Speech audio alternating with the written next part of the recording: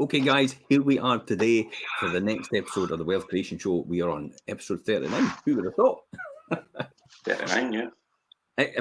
7 different types of income streams. This is going to be amazing, this show, if I don't say so myself, to be honest. But I tell you what, Richard, one of the things that I've been contemplating over the last couple of weeks while I've been away, I mean, when I go away on holiday, it gives me a perfect time to think. And one of the things I've been contemplating is, do your children need to struggle? And I think we've touched on this. So this is, is it appropriate to allow your children to struggle in life? Because a lot of people actually, and I've been taught this as well, this is what I was taught in the beginning, if they don't go through a struggle, they'll never learn anything, they'll never be successful at anything as a result of that. Now, I don't know. I'm in two minds about this now. And my train of thought is, it goes back to my comment about Eleanor Roosevelt the other week when I said about, and I'll quickly see if I can get this to see what she said about the 10 biggest investment mistakes. I'm sure it's on here. And I'll just read it. Here it is here. Learn from the mistakes of others.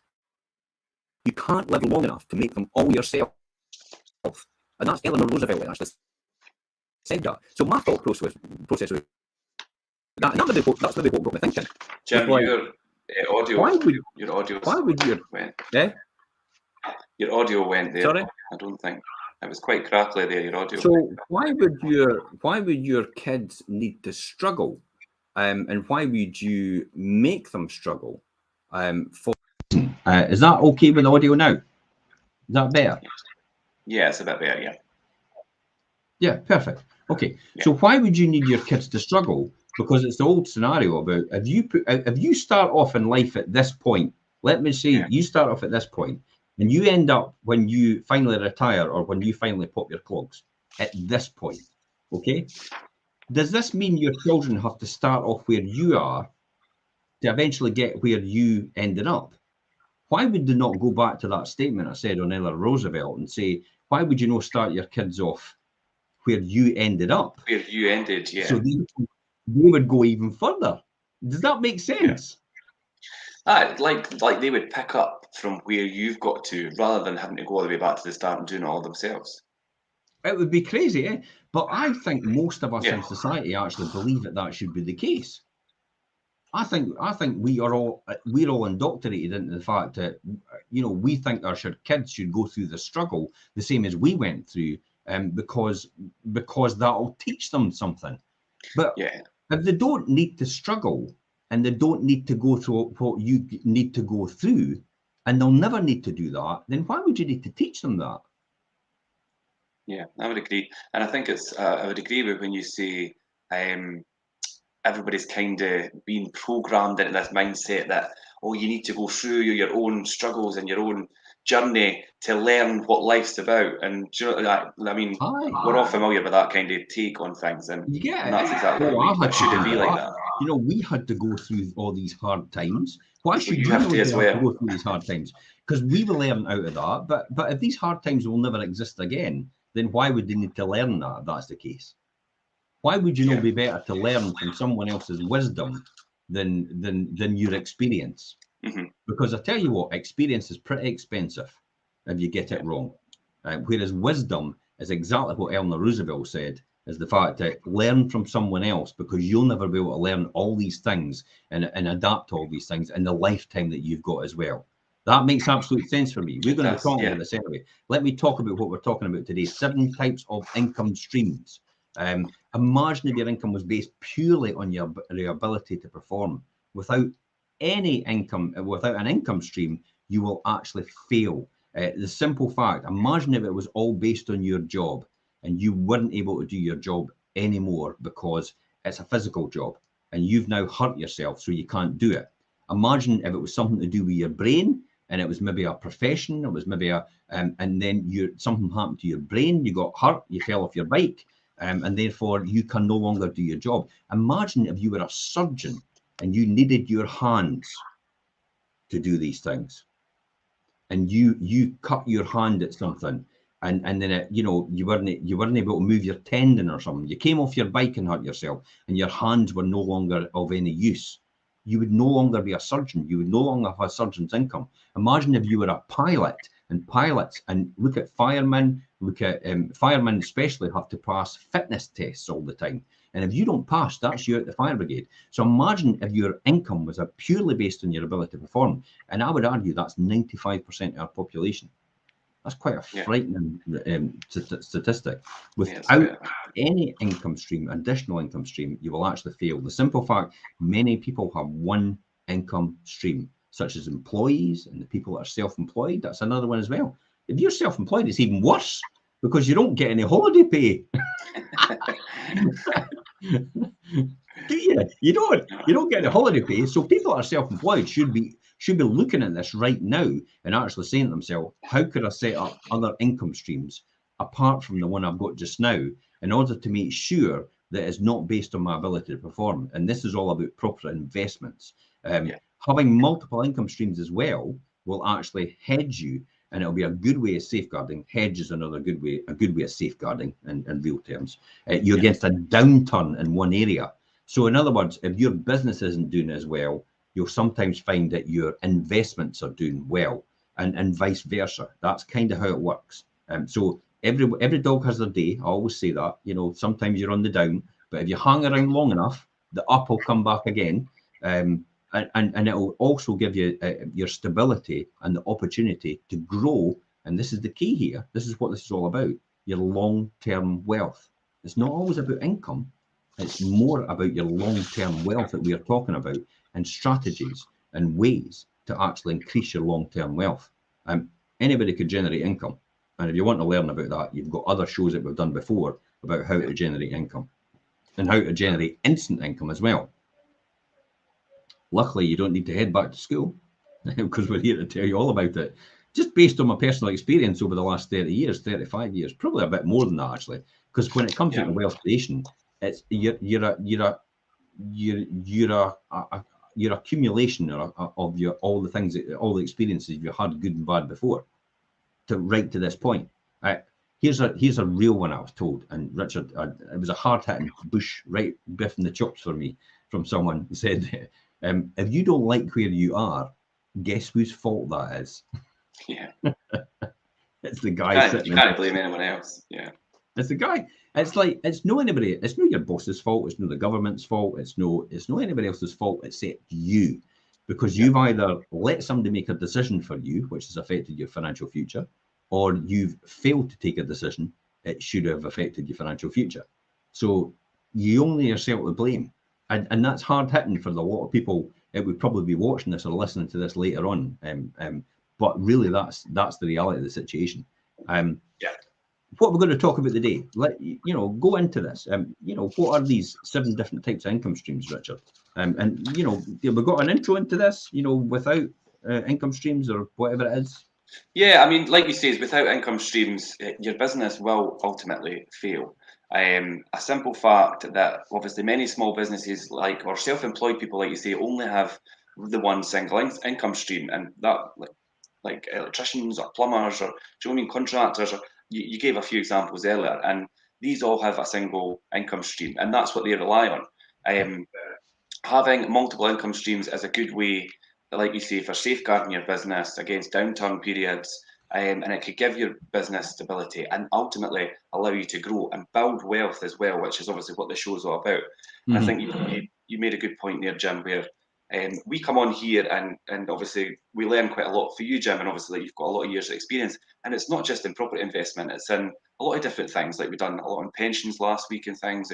Pensions is a big thing now that I've been thinking about and we've been talking about. So yeah, like if you're a tradesperson or somebody with a single income stream, it may be challenging to try and figure out how you could generate multiple income streams. So hopefully today, when we have a wee chat about obviously the 7 different types, it will help people maybe look at the different avenues they could take to make multiple income streams for themselves. So if one fails, the other could jump in and obviously help them continually have an income. There's 2 types of income streams, and you know this, Jim. There's active, and I know you don't like the word, but passive income as well. So your active income would be nothing to do with passive, because at some point in time, I know that's what you don't like. So how we talk about passive is it doesn't really require much of your input. It just needs decisions at the macro level, which is the bigger picture level, rather than actually being involved in it. Probably a classic example of that is property. Especially if you've got a management. I was just going to say, like your property portfolio, Jim, you make certain small, bigger decisions. All the smaller stuff, I deal with it all and let things run, and that's a form of your passive income. Yeah. Yeah, I mean, your businesses and your job is more than likely the active income stream. If you want to make more income straight away, most people just get another job. I mean, look at these people in America. It's like, I've got 5 jobs, and it's like, what? Are you nuts? But the reality is, they need 5 jobs in order to sustain their lifestyle, and they'll literally work till they die. We have got a golden opportunity right now, and most of the people in the UK have got a golden opportunity right now before we get to that point, because we will get to that tipping point, because what happens is house prices increase, and house prices don't keep up with salaries and wages, and therefore house prices get to the point where you have to keep working and generating income, and you will be working 3 or 4 jobs just to get that, to buy a house. Or just even rent a house in the future. I'm not caring what they say about rent freezes and rent caps and all the rest of it. That will be the reality of the situation. You will no longer have things like the free access to the NHS. It will cost at some point in time in the future. I could see that coming. You will no longer have the pensions provided by the state. They will disappear as well. And it's not just about you. You think, well, I'm okay, I'm fine with that. It's your children and your grandchildren and your great-grandchildren. And that's the people you should be looking at and doing things like this for right now, in order to help them and educate them as well for their future. I'll go back to saying at the beginning, do they really need to go through that struggle if you've got the answers for them right now? I know. I think for my generation, or for my age group, I think I've accepted that state pensions just, I don't even think about it, because I think that I'm not going to have that. So obviously I'm looking at other avenues to have that, to safeguard that. But the NHS thing, I mean, obviously maybe not in my lifetime, but maybe future generations, they're not going to have that without paying for it. So that's a scary prospect. I don't think the NHS is even sustainable in your lifetime, Richard. Okay. And the reason for that is because the baby boomers and the Generation Z, which is myself, we're all dying out eventually. I've got 20 years on you, remember. So when you think about it, when you retire at 65, I'll be 85. I might not even be here. I'm planning to live to 110, and I'm only halfway there as far as I'm concerned. But that's another story. But when you think about it, there'll not be enough people working as well, because we'll all be retired, and we are the majority of the population, the baby boomers and Generation Z, which are the majority of the population. We have nobody to kind of replace all our jobs. Hence the reason why the government and most of industry is talking about automating the most of the tasks by automation more than 30% more, but I think it was 2030 or even 2040. Which isn't that far off. They have to automate. They have no choice. They've got no people to take up these jobs that we will be leaving behind. We can see that right now in our economy, when we've got 1.1 million people chasing 1.3 million jobs. We have got an excess of jobs available. We've got nobody to fill them, and we've shut the door to immigration as well. We're like, we don't want people in this country. Are you nuts? We need these people to come here to work, to create revenue, to get taxed on, in order to keep the NHS going and keep all these things going and sustain this current system. So you're not going to be able to do that, and the government's the devolved responsibility. I spoke to Ian this morning about it as well, about pensions. So deferred pensions and how bonds affect things, because these deferred pensions or the defined contribution pensions. Or defined benefit pensions, sorry, not defined contribution, that's a different thing. Defined benefit pensions are the pensions that you used to get, well, when you retire, you'll get 2/3 of your salary, and that'll be for life, and we'll guarantee you have this amount every single year for the rest of your life. These people rely on bonds, and this is why the problem's been caused, because they have to buy bonds in order to sustain that payment every single time, because it's almost guaranteed in the defined benefit pensions provided by companies. That's why the government's now said to people, stop the defined benefit, because you'll never be able to guarantee this in the future, and you'll put yourself out of business. You know, Diageo saw that coming. That's why they've done that. Diageo is that. So now all pensions have changed to defined contribution pensions, which, in other words, it passes the ownership from the company onto the individual to provide for their own pension provision in the future. And that's why as well, you no longer have, you can buy an annuity, and they're allowing us to just draw down our own pension whenever we want to do it. You're not forced into buying an annuity anymore, because an annuity as well then has to guarantee you a certain amount of money until you die. And they they won't be able to guarantee that amount in the future, because it's dependent on buying bonds and making sure these bonds pay that money. So this isn't going to be sustainable, this whole system and this culture we've got there now. And literally, that's why I say you will have your children and your grandchildren, your great-grandchildren, they will work to the die, and they'll have 3 or 4 jobs, and they will not be able to survive on what they've got there now. So this is why you do it now, and teach them to do what you're doing for them, for their kids, and teach your grandkids to do for their kids. So every successive generation after you teaches their own children to do all this and put proper provisions in for their generations. So if you have children out there, if you've got young children out there, if you've got older children and they've not got a pension yet because they're not working with a company, get a pension taken out for them now. Children from birth can get a pension taken out now, and they can get up to the lower rate tax threshold paid in from the government to their pension. The astronomical compounding effect, which we've done in other shows, is mental about what they can achieve with just a small amount of money. I mean, I think we had worked out something like if you put in the minimum amount or the maximum amount you're allowed for a child up to age 18, well, up for the first 50 years, and they retire at 50-year-old, which they can. They'll be 55, 57, 60 or something like that. They'll be multi-millionaire on their pension, all because you put in £144,000 over the years. And you didn't do that all at once. So remember, 144,000 over all 40 years is a lot less in today's money. Yeah, at least 40 years you're doing that more. But again, check out the wealth creation shows. Everybody watching here or listening in, look on the playlist on our YouTube channel, and we'll tell you all about that in previous episodes that we've done. If you want more information and you do want that link, then please feel free to send us a message and we'll send it to you. So the active income streams are really the businesses or it's the employed positions that you're doing. It is a simple and direct connection between time for money. You never want to do that. You want to trade time for money in your day-to-day, but outside of that, you want to develop something that doesn't rely on your time, because then you could earn anything. It's unlimited if it doesn't rely on your time. So what is passive income then, Richard? Passive income, well, it's where the income is not directly tied to the work that you do. Like you say, your day-to-day job, if you're an electrician or a plumber or whatever, what you do each day, you get paid for.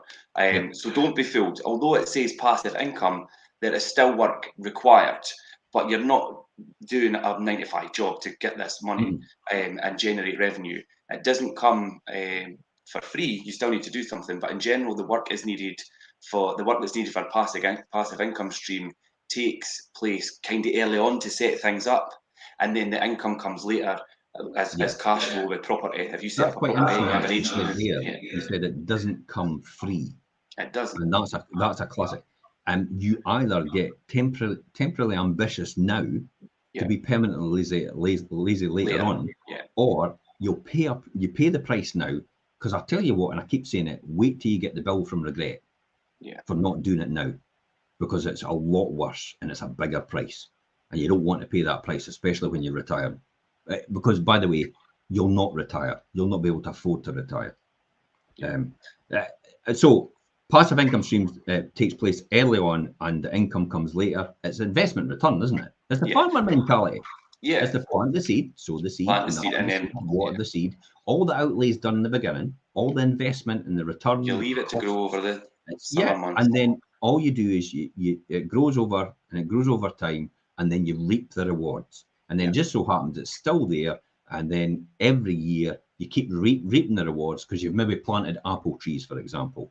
So every year you get more and more off the apple tree. You take the apples, you take the seeds, and you put them into the ground, and you plant even more apple trees. So every single apple tree gets down. You see how that's going? A big, huge orchard. In 20 years' time, you'll have a huge apple plantation, but you'll be reaping rewards based on that one seed that you put in the beginning and nurtured it. Yeah, that's a good analogy. It's a good way to look at it. And it's the same if it's property investment. Obviously, you start with the one property, and in each property you will have that work in the beginning. Obviously, purchasing it, making sure the numbers work, stress testing, obviously, your rental amount and things as well. Have the right agent in place doing all the work throughout the tenancy for you, and get that cash flow throughout. And then, like you say, you get to a point where you're like, oh, well, I'll maybe refinance and whatever, and get another one and another one. And we've done that in previous shows as well, Jim. We need to talk about diversification, though. Yes. Big business has always been diversifying its income streams for centuries. They expand their business operations in different sectors. Here we go. So when one goes down, one's still running, and it keeps it all stable. It's not, they're not going to be running perfect at the same time, but you make sure you diversify enough so one keeps the other one propped up to generate new income streams in these sectors. Almost any company can diversify. Any individual can diversify. A flower shop, for example, can develop a separate wedding flower business or mail order business. The most potent diversification is into a completely new business sector. But it takes a lot of effort and expense in the beginning. And that's what it is. So an excellent study of a company that has grown and diversified is, it's one of my favorite guys is Virgin, Richard Branson. It's like the Virgin Group is massive. It is a conglomerate. A conglomerate is a multitude of different companies in different sectors. And it initially started with Richard Branson as a record label, and it was a student magazine in the beginning. A student magazine, and they thought, we'll go into records and see and sell records to people. So then the record label came about, and then expanded into aviation because he got stuck at the airport, and he didn't have a plane, and he went to everybody else. I tell you what, why don't I chip in the fees that we would have paid for our flights, and we'll go and charter a plane? And that was the seed that was planted for Virgin Atlantic in the beginning. Yeah. So initially started as a record label, expanded into aviation, then it went into holidays off the back of that. It went into mobile phones. It went into broadband. I was just going to say broadband, TV, yeah. So there's no a thing that Virgin aren't involved. It went into trains as well. And so another example for a good way of for an electrician to find different income streams is to work with property management companies like ourselves. His core business may currently be private homeowners, but management companies often need additional tradespeople, and it's a steady income stream. Now, it might not be the most lucrative, but I tell you what, it keeps the wolf from the door. Yeah. I mean, we've got it. Lettings, property management, sales, mortgages, legals. So there's all different ways that you expand into these different areas. And that's just another route of diversification. And anybody as an individual can do these things. They can just start up an online business if they want. They can do network affiliated marketing. They could do network marketing. They could do something else outside of what they're doing. And a lot of people actually do it right now, but they don't realize they do it. They go on nights out and then they organize the bus and everything for everybody. Why do you not take a cut from that? Because you're doing all the work. And I didn't want to. I know a friend that did that all the time. Organize the buses for everybody. And I kept saying to him, but why do you not just then get them to pay for your ticket and your expenses? And you organize it all, And because I don't think anybody would have a problem with that because they're not organising the bus themselves. But no, I didn't want to do that and the rest of it. And he's still broke because he didn't realise that he could do that. And I tried to tell him. He should have utilised that skill that he's got for organisation and everything and made money out of it. I don't think people out there are aware that they should actually make sure they monetize what they're doing. If you're providing a service for someone, you should be compensated in some sort of way. And the reason for that is because what's happening here is you're taking that time away from something else that you could be earning something for your future or your children's future. So aside from diversification, there's other ways to generate income known as the 7 streams of income. Now, let's just briefly talk about these ones and we'll go through them individually. Earned income. Actually, I've got a wee graph. I did a wee graph in the beginning, and we're going to talk about these individually. Let me just pop that up so people can see it. So there's earned income, there's profit income, there's interest income, there's dividend income, there's rental income, there's capital gains income, and there's royalty income. And that's the 7 we're going to talk about today and how that will apply. So hopefully that gives everybody an insight into what what we're going to be talking about. Do you want to start off first? I mean, many of these, Richard, just let me point out this. Many of these are not available to everyone. You need to have money already to benefit from some of these income streams. But you can generate money within some of the other income streams, which will allow you to start the next income streams. After all, how do you think I got into property? I went and worked at a job. And this is what we're going to talk about in the beginning, the earned income. Richard, you talk about earned income. What earned income is a job, effectively? Like you say, Jim, obviously some of these points maybe aren't available to everybody. It depends on your circumstances. But first and foremost, like you say, your earned income. So anybody that's got a job, earned income is your primary income stream through your job. The majority of us obviously start here. That's how you earn money, and maybe go no further. Some people are happy to do their 9-to-5 job, and that's their choice. For most, earned income is very limited and has attracted the acronym just over broke. Do you know what I mean? So you're not broke, but you're just over it. It's true. You know why this is quite interesting, because somebody was actually talking about the higher rate tax, and I'm going to be controversial here, where the higher rate tax is at 45 and they're dropping it down to 40. They're taking it away. And it's like people are saying, oh my God, that's ridiculous, because these people, are earning a fortune. They're maybe earning a fortune, but I tell you what, they're just over broke. They're exactly the same position as you, except they're living at a different level of lifestyle. Their house in London maybe costs 525,000 on average to buy. A house in Fife costs 168,000 on average to buy. A different level of income, because they're working where they are, but they're still broke at a different level. That's what earned income is. It is just an income to put forward, maybe to invest in other areas. But most people don't realize that they should invest in other areas, and they get to just over broke. Yeah. So, in other words, what does it mean?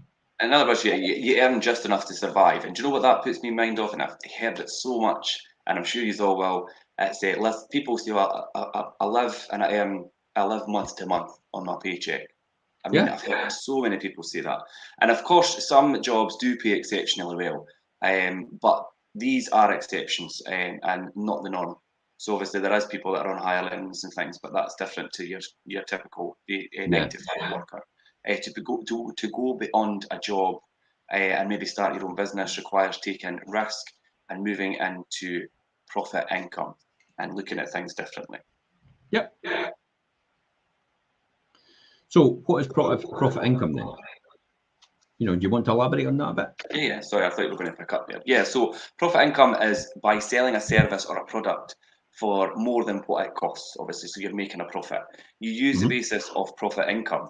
You could open maybe a retail store, sell products, other professional services, and charge for your time, and or combine the two. And that's what you see. If you're providing a service, charge for what you're doing and charge for your time. A classic example of profit income? Homers. Yeah, definitely. Homers, people that do homers. They're an electrician maybe for the council, or they do something for another business, and they're working with them by the day, but during the weekend and at night time, they work for someone else. That's a profit income. That's a wee business in their own right. They're tradespeople. I tell you what, tradespeople have a golden opportunity to make a fortune, because trades are always required. And if you get an industry like electrical or gas, these are the two big hitters that are always needed in houses. And you know yourself, we've all got houses, and there's all requirements, and there's requirements coming out all the time in terms of legislative requirements to have more and more electrical safety standards in homeowners' houses. Never mind, we've all got them in the investment properties and landlords' properties. Yeah, trades are a really good one. Obviously, like you say, joiners, plumbers, electricians, hairdressers. They do, like, they're the types of people that could work in the 9-to-5 thing, but do homers at night over the weekend. That's additional income. It's one of the hardest steps to move from earned income to profit income, but it's a dream of many employees to become self-employed. And an entrepreneur can be a difficult road, and it does come with its risks. Obviously, everything comes with risk, but if your business has spare cash sitting in the bank, then we all know that you're losing money. So there are many different ways you could put your money to work. So give me 2 seconds just to go back to this bit we were talking about. It's one of the hardest steps to move from an earned income to profit income. I can't disagree with that. I can't disagree, but I would say I did it though. So I would say work a job and significantly, and we've done it on successive shows before. So if you want to watch that on the previous shows, please feel free to do that. There's lots of information about this, but it's how to show you how to transition from an employed position to your own self-employed business, and how to do that easily without actually compromising your income at all. Because there's ways and means to do it, but everybody thinks, and this is how I thought in the beginning, that you're supposed to give up your job to become self-employed. And it's like, no. You don't need to give up your job to become self-employed, because nowadays jobs are so flexible that you could possibly even work a part-time job. And I would recommend work a full-time job, put enough money aside and invest properly to build a really good, really good income, but also have wealth as well. So income, wealth, property. That's why I say that every single time. It has wealth built into it with appreciation. It has income built into it with the amount of the money you make after all the overheads are paid. So that's one way to do it, because you can replace your income through property. And a lot of people have actually done that, myself included, to a point where you can actually walk away and earn just the same amount of money. But the key is here, though, is not to spend any of the money that you've got in property, because then your lifestyle moves up to a different level. And see where we're getting? Just over broke. When your lifestyle moves up to a different level, therefore you can no longer leave your employed position, because your lifestyle has moved up to that level. It requires your investment income and your employed position to sustain. So you keep your lifestyle at your job income. You keep your living at your job income. So I always talk about your job is your living, your income outside of that is your lifestyle. And this is why you would do it. So you can replace that over time, but it does take a bit of discipline. And you can, and I'll definitely say it, you can become a millionaire in 10 years. Easily.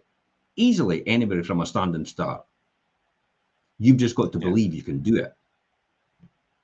So it does take us, though, when we talk about the risks and everything like that, it takes us on to the next one we're going to talk about, which is interest income. So if you or your business has that spare cash sitting in a bank account, it is losing money with inflation. We've talked about this before. Your pound today, because inflation is at 10%, well, it's 9.9 to be honest, your pound today will buy 90% at the end of this year. So in other words, it'll have decreased in value by 10%, which is the inflationary aspect. And so you will be able to buy, for example, if it was £1 for a pint of milk, you'll now get 9/10 of a pint of milk for the same pound in a year's time. That's what inflation does to you. So if you've got money sitting in a bank and it's only earning, for example, 2%, then you're losing 8% by the end of the year, because inflation's at 10%. So that's why you have to make it work for you, and you have to invest it in areas which could make more than inflation and return money over the inflationary aspect. So the purchasing power of the money is a lot more than inflation itself, and which erodes it. There are many ways you can put your money to work to earn passive income streams. We've talked about property. You may invest in a savings scheme, ISAs. You might invest in an ISA which is linked to the stock market.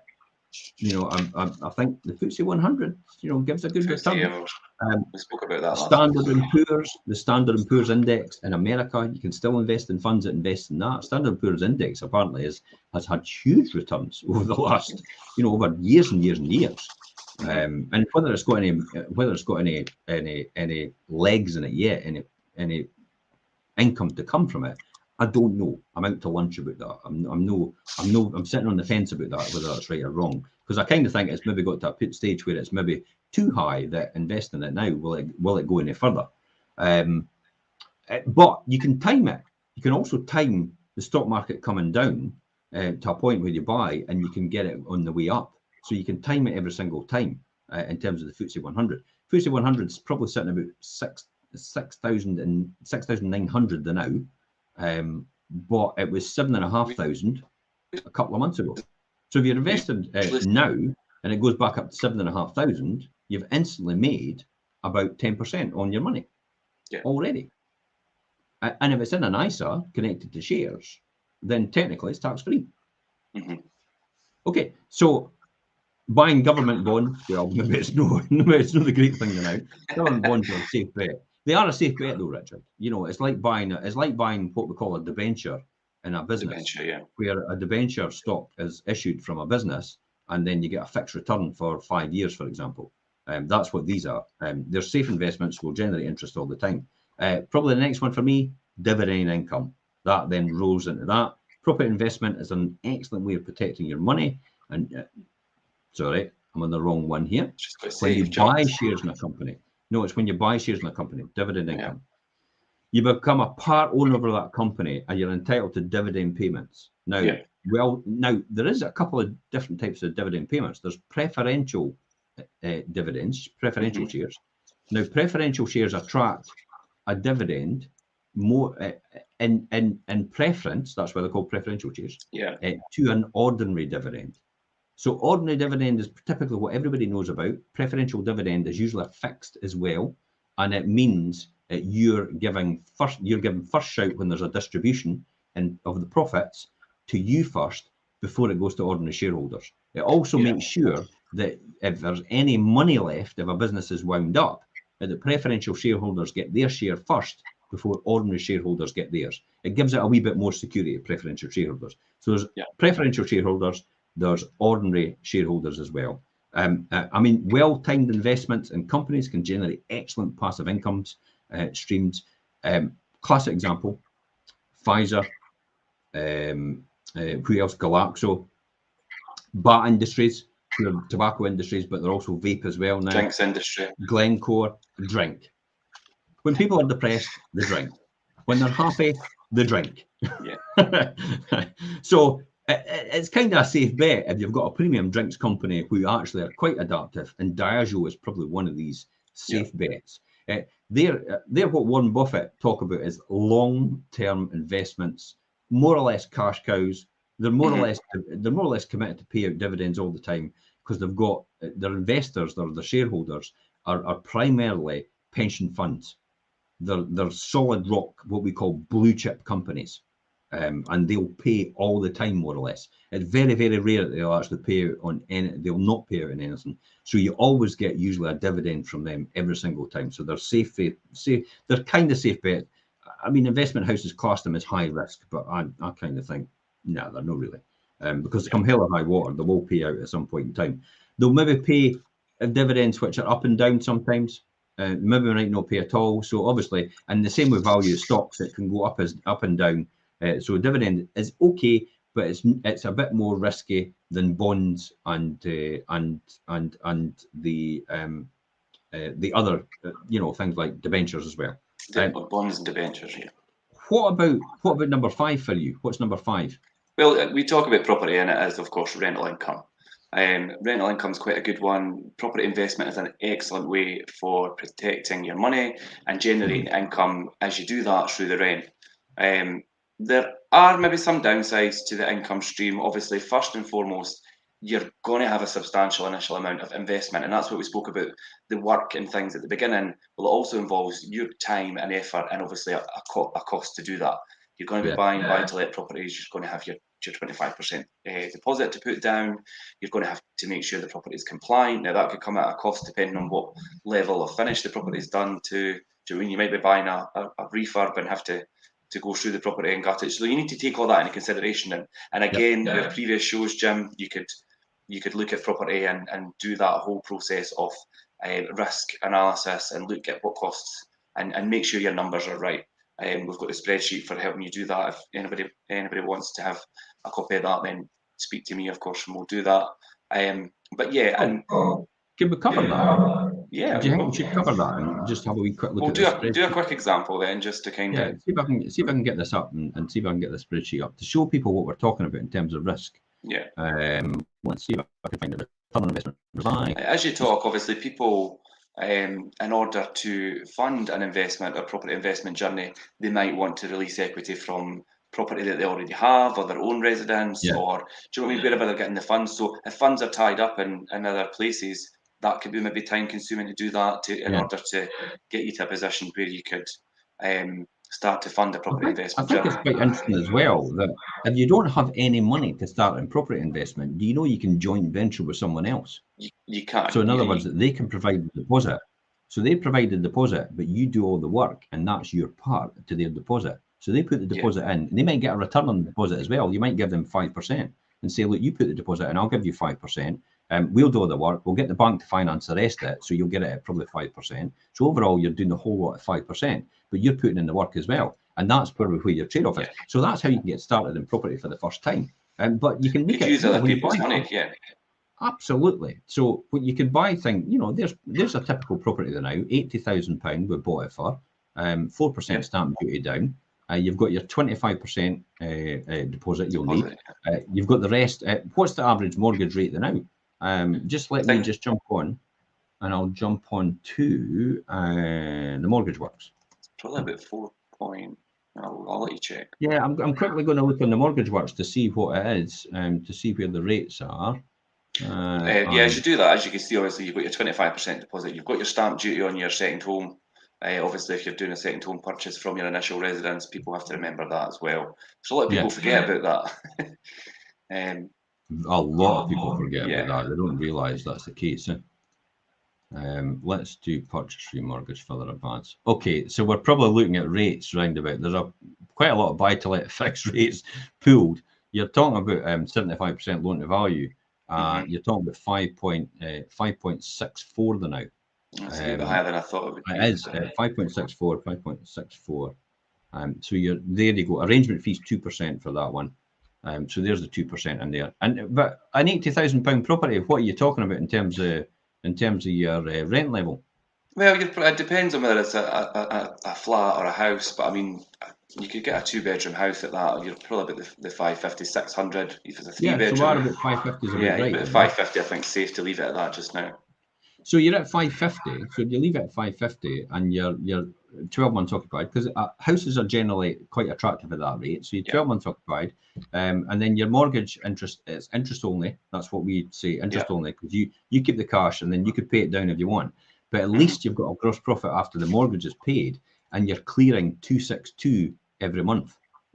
Towards the overheads. Now, what I mean about overheads, I talk about things like any repairs you need to do, any insurance you need to pay, management fees if you're hands off. So I build that in there in terms of that number. So I usually put 30% in, which leaves you just over £1,000 in profit every year. But equally as well, you've still got the property going up over the long term. So it's maybe a tight thing just now, but if you do it in an individual mortgage, and just let me talk about, I'm just going to quickly jump onto normal buy-to-let for anybody that's wanting to buy something for the first time.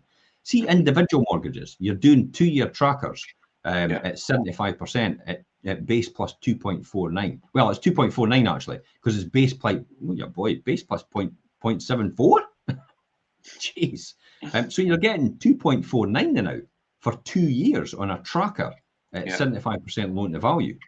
And the Mortgage Works, if you're in your own name. So if you're only wanting one property and it doesn't compromise you, you could probably get 2.49? Yeah. Which is really then you're talking about £2,000 deposit.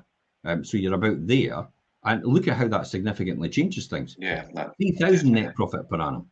So buying a property in your own name might have significant benefits now. You have to be aware of the taxation changes from Section 24, which is actually you can only deduct at lower rate interest at the lower rate tax amount. So if you're a higher rate payer, this could affect you quite badly. But I tell you what, if you work that out, it actually might. If you work out individually, that difference for the extra £2,000 you're getting on the bottom line might actually be worth actually putting it in your own name and taking the hit at 40%. Yeah. Because if you're taxed at 40% on the extra tax that you're paid on this will be 20% more than normal. So, or even 40% more than normal. So the 40% is on the interest part. So you're only getting a deduction of 1,538. See that there? Up here? Yeah, so this mortgage up here at 1,538. So 1,538 is at 20%. So this gets added on, the 381. And it gets added on. Actually, I could do it here, and you're 40% tax. So plus that multiplied by 40% is that. That would be your tax, 1,232. 1,232. But you'd be getting 20% at the lower rate off of your tax bill, plus the mortgage interest multiplied by the amount of where is it? I think it's in here. There. So that's what you'd be getting off. So plus that minus in here, it leaves you a tax bill of 924 at higher rate payer at £3,000. See that? Yeah. So you'd still get 2,000. See, you still get £2,100 out of that. And yet on the other one, buying through a limited company just now, you'd be paying. You'd only be making £1,000. Yeah. So what you've just done there, you're actually better off at this point in time buying in your own name. and that example you've just done is a higher rate tax. Yeah, because I've got look 40%. There's the 40% rate. Yeah, there. yeah, that's what I'm saying. The 40. So see, So I've you got the got a lower 40% rate there, and then I've got the lower rate there. So that's the tax on the 3,000 net profit you're making, and that's what you're coming out with. But you're still getting 307 off. Yeah. And that's often, remember, that's often the whole lot. You might end up, this is the worst case scenario, by the way. Yeah. This is all your better income than in higher rate. So you're actually getting 920 in your tax bill. And if you take that off of there, you're clearing about £2,100. But if you look at the 5.64 that we had, look, you're only making £1,000 anyway, before the tax. And then you're getting 20% knocked off because you're a corporation. So you're actually probably at this point in time, because of the interest rate, because of the mortgage rates to now, is actually, even if you're a high rate payer, buying it in your own name. Okay. So That makes sense. yeah, it does. It does. So see in that scenario, you were to do that buying your own name, and then obviously years down the line things change, and you wanted to then use a limited company. Yes. Sell it to your limited company. So sell it to your limited company. You'll pay the 4% EDS again, but you'll also, if you've got a capital gain, you'll get £12,500 of an allowance on your capital gain. Yeah. And if you've got a spouse, they'll get the £12,500 as well. So you'll be able to make £25,000. We'll be talking about capital gains right after this, actually. Let's get on to capital gains right now. Yeah, that'd be a good point to cover then. So that's actually quite a really good one. Pretty revealing. It's actually better to buy in your own name when the mortgage rates than now. So we'll talk about capital gains right now. Buying and selling assets can provide you with an income known as capital gains. This is what we do with property. For example, if you buy a property at £100,000 and you sell it at £140,000 in, say, 5 years' time, maybe 10 years' time, you make a £40,000 gain on your initial price. Now, you'll be taxed on that, but the £40,000 gain will be taxed at either your lower rate or it will be the higher rate of capital gains, which is 18% now or 28%. You have an allowance of £12,500 though, but if you're married, your partner will have an allowance as well, £12,500. So you can gift half of that even if you've owned it outright in your name to your partner. Therefore, you will get £25,000 of an allowance before you actually paid tax. So the 40,000 minus the 25,000 will leave you with 15,000 to be taxed on. If you're a higher rate payer, it will be at 28%, which will mean 15 times 28 is 4,200. Yeah.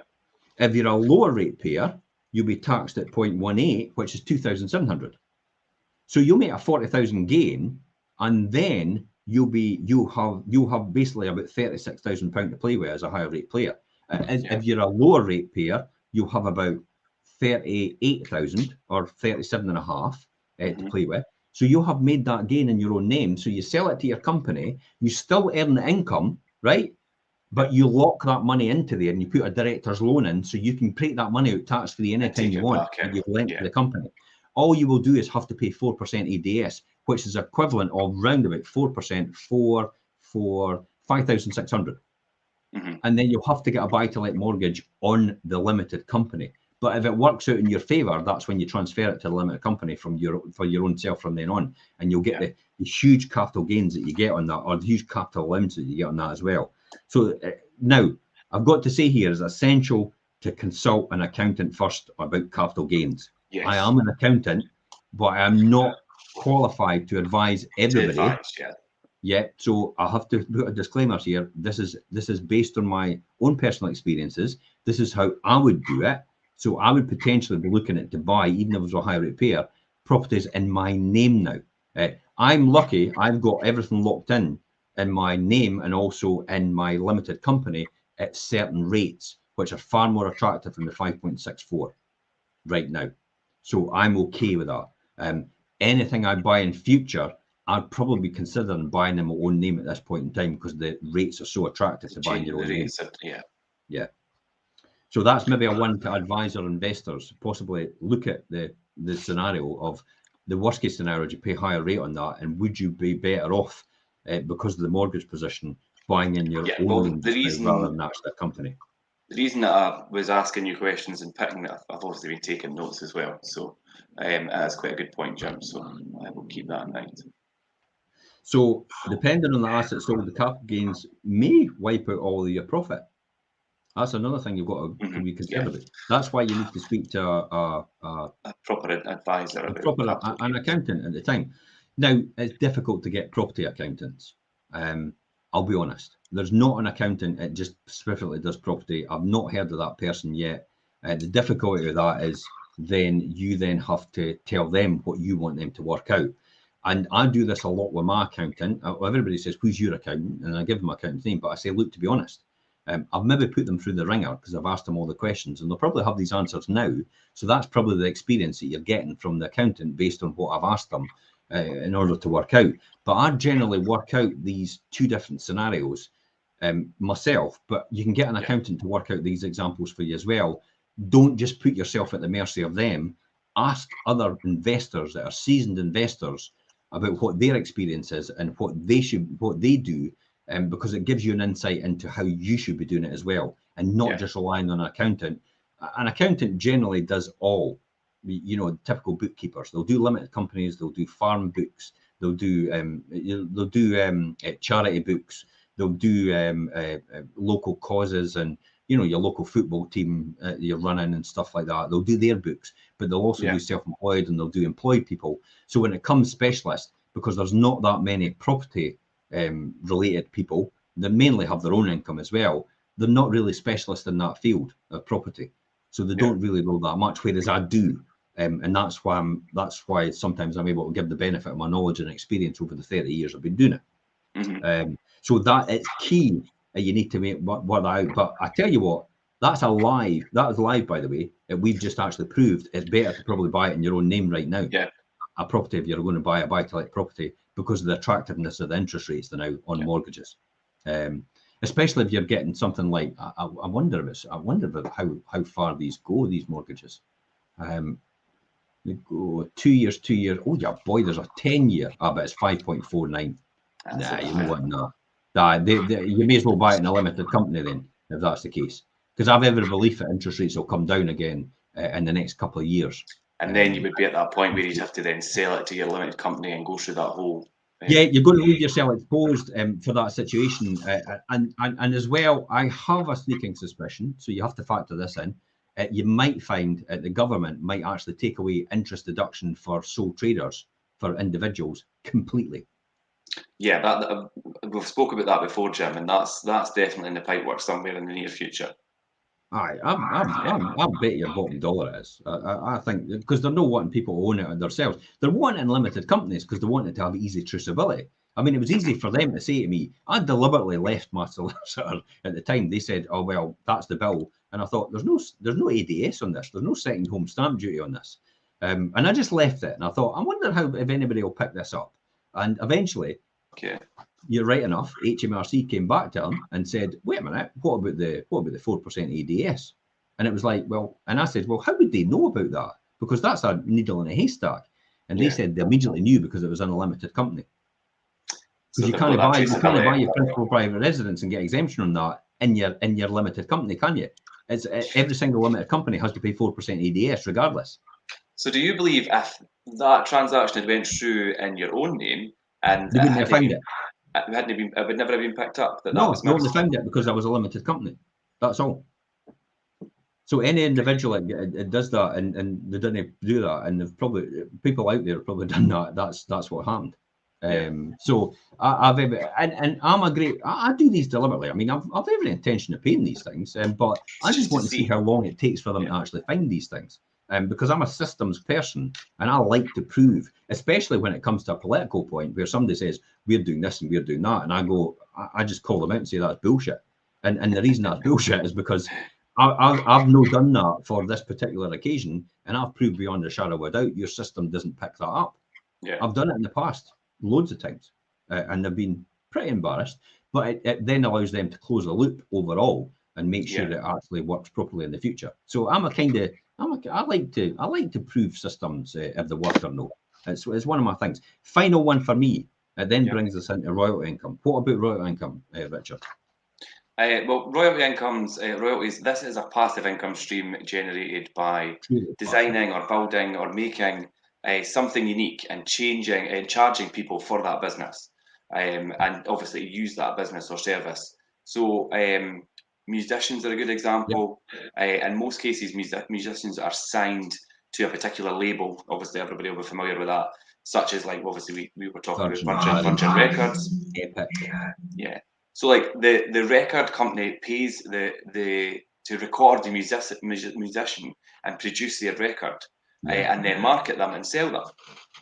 So that's a good example of that. So the musician then receives royalty payments for every album sold or every time their music's played. Maybe like obviously you hear about an artist gets so much every time it's played on the radio, and do you know what I mean? That's their royalties to that song. Famous musicians obviously make millions from the royalties of their popular songs that have been playing for years, or they get obviously royalties for ones that are played maybe in adverts and things like that, and where they're used and played, they'll get a percentage from that, and that's what a royalty is. So other examples for people out there, if you're not a musician, obviously we can't all write songs.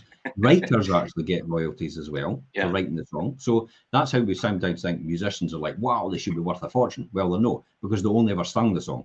They never actually wrote it. Whereas people like Elton John wrote it, sang it, and even produced it. That's why. What's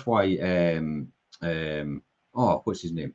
It's Chris Rock is the same. Chris Rock produces all his own stuff. And so these comedians, whereas Richard Pryor only got up on stage and sang and got paid. Did a set on a comedian set and got paid.